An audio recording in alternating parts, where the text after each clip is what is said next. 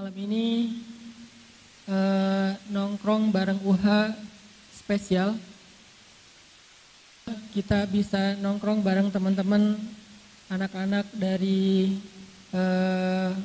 kota Soreang, yang mudah-mudahan pemuda-pemuda Soreang ini adalah Jovisa yang taat kepada Allah Subhanahu wa taala. Jovisa itu Pak singkatan jomblo visabilillah. Dan yang kedua istimewanya kita dihadiri oleh orang tua kita, Bapak Bupati. Terima kasih Bapak kepada jajarannya, Pak DKM dan seterusnya. Dan yang paling istimewa adalah yang di hadapan saya ini adalah anak-anak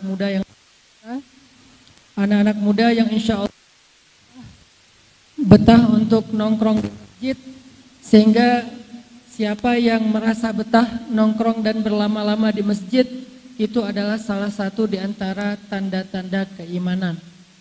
Semoga Allah Subhanahu wa taala memilih kita semuanya termasuk di antara anak muda yang bakal dapat naungan Allah nanti di padang mahsyar, di antara tujuh komunitas yang mendapatkan naungan Allah di akhirat kelak.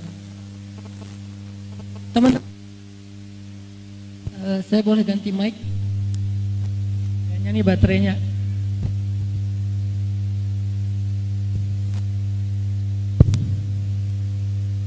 Teman-teman yang dirahmati Allah, khusus buat teman-teman yang di luar yang sempat barusan dapat rahmat hujan, mohon maaf kalau misalnya agak sedikit basah-basah. Mudah-mudahan kesabaran teman-teman di luar itu Allah ganti dengan rahmat yang lebih besar dalam kehidupannya. Al jaza ala qadril masyaqqah, balasan itu tergantung dari sulitnya beramal. Kalau beramalnya mudah, maka balasannya sesuai dengan kemudahan. Kalau beramalnya susah, maka balasannya juga sesuai dengan kesulitan dan kesusahan. Kalau mudah mencari jodoh, ya gitulah. Tapi kalau susah, kayaknya udah jalan. Kalau dapat jodohnya susah, berarti yang disediain sama Allah itu istimewa. Ustadz udah 10 tahun lulus kuliah belum dapat, berarti istimewa banget. Saking istimewanya disiapinnya lama. Kan sesuatu yang istimewa lama ya prosesnya ya. Nah itu aja husnuzonnya. Walaupun kalau bisa sih istimewa dan segera ya. Tapi Allah yang maha tahu hikmah dibalik semuanya. Oke teman-teman, malam ini kita akan melanjutin pembahasan kita tentang syarhus sadar, berlapang dada. Karena seperti yang saya sampaikan pada pekan sebelumnya, kalau kemarin kan kepotong sama pembahasan khusus gara-gara ada insiden pas pertandingan Persija. Jadi kita bahas tentang persatuan, kita bahas tentang ukhuwah, kita bahas tentang respek kemarin. Nah kita sekarang lanjutin lagi kajian atau materi lanjutan dari 2 pekan yang lalu tentang surat Al-Insyirah, surat Asy-Syarah, surat tentang lapang dada.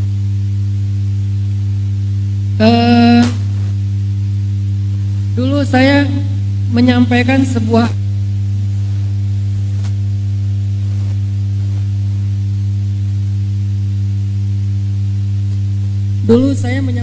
analogi tentang lapang dada.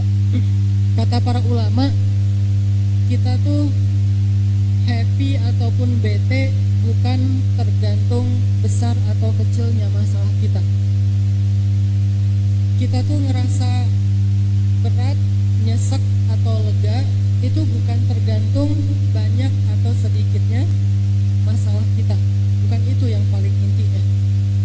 Kita bakal happy atau bete, lega atau sesek itu tergantung kelapangan dada kita dalam menghadapi masalah. Bukan tergantung masalahnya. Contoh, ruangan DKM masjid ini menampung berapa jamaah? Tadi saya tanya ke Bapak Ketua DKM, 6.000 jamaah. Kalau diisi 10 orang kira-kira sempit apa lega?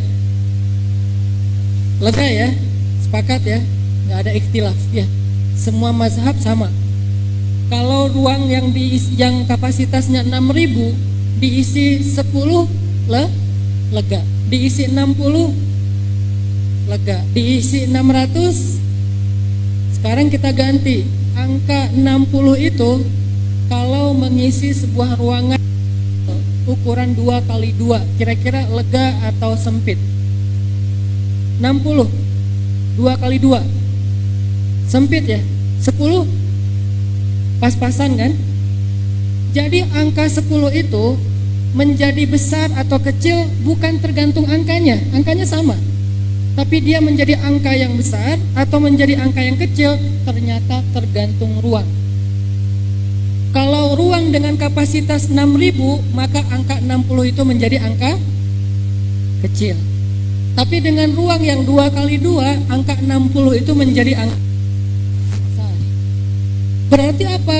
Ternyata kelapangan dan kesempitan hidup itu bukan tergantung angka-angka masalah yang kita hadapin. Tapi kelapangan dan kesempitan hidup kita tergantung syarhus sadar, lapangnya dada kita. Kalau dada kita kapasitasnya menampung 6.000 masalah, kalau dada kita kapasitasnya menampung 6.000 curhat, kalau dada kita kapasitasnya menampung 6.000 ujian, kalau dada kita kapasitasnya menampung 6.000 beban hidup orang lain, maka 10-60 beban hidup orang itu nggak bakalan bikin kita nyesek. Kalau dada kita menampung 6.000 komen haters, berarti 10 komen haters itu nggak akan ngaruh buat kita. Ada orang ketika posting sesuatu di sosial media, siapapun dia, kayak misalnya kita posting tilawah nih di sosial media, A'udzu billahi minasy syaithanir rajim, posting tilawah, tapi cuman ta'awuznya doang. Cuman itu doang yang pede ya, yang lain agak-agak kurang pede gitu kan. Ta'awuz, bismillah, salatullah, 3 deh. Terus muncul likers, di like, terus di komen sama teman kita, dia bilang, wah suaranya bagus ya. Ini nyenengin atau bikin kita sedih? Nyenengin ya. Dibilang suaranya bagus ya, bacanya fasih ya, tajwidnya bagus ya, apalagi tuh. Semoga misalnya bacaannya diterima di sisi Allah gitu. Terus kayak ada yang ngedoain, wah hebat ya, rajin tilawah, setiap hari dapat berapa juz. Banyak banget komen-komen yang positif. Ada yang ngedoain, ada yang ngaminin, ada yang apresiasi, ada yang segala macam, semuanya positif. Tiba-tiba ada satu aja haters, dia komennya cuma satu kata hate, pamer. Cuma satu kata, bukan satu kalimat, pamer. Itu langsung bikin kita bete seharian. Kenapa?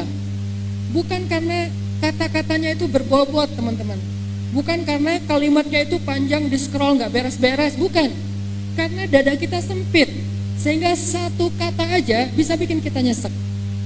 Tapi ada orang yang 1.000 kata, 1.000.000 kata, biasa-biasa aja, dia walles, easy going. Kenapa?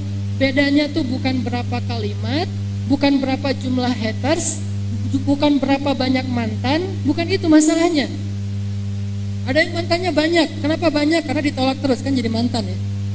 Mantan yang menolak dia gitu. Mungkin dia ditolak kayak Julaibib gitu. Setiap datang ditolak, belum juga ngomong, udah nggak usah deh. Kan saya belum ngomong, udah tahu, pokoknya nggak mau gitu aja, ditolak. Tapi dia kayak tetap berharap, tetap lega, tetap optimis, tetap semangat. Kenapa? Karena dadanya itu syarhus sadar, lapang banget. Makin lapang, maka makin lega hidupnya. Makin lapang, maka makin banyak masalah yang bisa ditampung oleh dia, makin besar masalah yang bisa ketahan oleh dia, dan itu nggak bikin dia patah. Kenapa? Lapang dada. Itulah pentingnya syarhus sadar, teman-teman. Itulah pentingnya kita belajar Al-Quran surat Al-Insyirah, alam nashrah laka sadrak. Kalau sudah syarhus sadar, alam nashrah laka sadrak, bukankah kami sudah melapangkan dadamu?